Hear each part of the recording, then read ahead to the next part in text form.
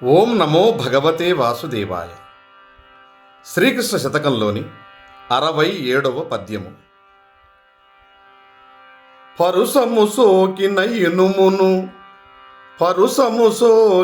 ఇనుమును వరుసగ బంగారమైన వడుపును జిహువన్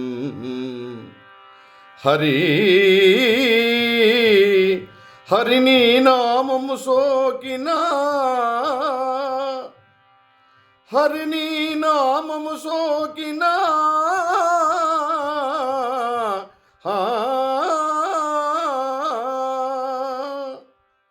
సురవందిత నేను హటుల సులభుడ కృష్ణ